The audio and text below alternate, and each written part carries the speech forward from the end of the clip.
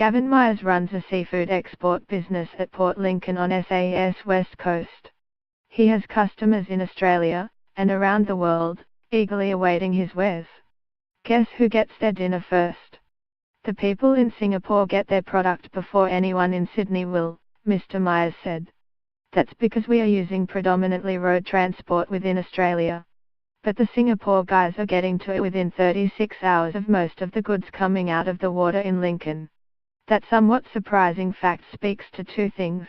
Firstly, the vast distances in this country, and the transport cost structure faced by primary producers in regional Australia. And secondly, the importance of relatively inexpensive, reliable international flights out of Adelaide. Without those planes, Mr. Myers said he'd lose 30% of his business. We will be dealing with too many of our exports clients at all, he said. Most of the attention surrounding new carriers is what it means for tourists, both incoming and outbound. The South Australia government recently touted that over the past 6 years, there had been a 67% increase in the number of international seats. But while bums on seats are important, the CEO of Adelaide Airport, Brenton Cox, said it's what's beneath those bottoms that's been crucial for high-quality perishable exports, lots of cargo space.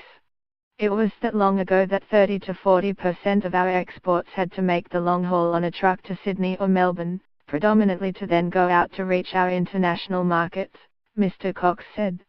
20% of the profit of an airline on those passenger services comes from freight. But while it's first class, and clear skies, for exporters targeting the Middle East and North Asian markets, companies that rely on the US are stuck in economy. That's because there's no direct flight from Adelaide to any destination in the US. Yet for manufacturers like Tom Sperling, the US is a business lifeline. It is fundamental. Our business here in Adelaide would not exist without the United States market, Mr. Sperling said.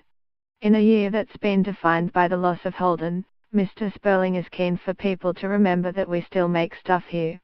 As one of life's curious asides, Mr. Sperling's father, Graham, once ran Mitsubishi Australia, back in the days when the company made Magnas and money. Manufacturing is, so to speak, the family business. Mr. Sperling's company makes ophthalmic lasers, which are used to treat eye diseases such as glaucoma. Every time the company sends either its products or people to the US, it faces extra time and cost. Not having a direct route adds a day or two to everything, Mr. Sperling said. Whenever you do anything with a bunch of people involved, and you're adding Adelaide and Sydney and Los Angeles, you end up with complexity and risk of it not happening. We have had stuff go missing, not often, but it is a very painful process. Whether a direct Adelaide-US flight is on any airline's radar is clear. But it's certainly a priority for Mr. Cox. Historically, Adelaide has been quite strong with medical exports, but it has to go out of the eastern ports, he said.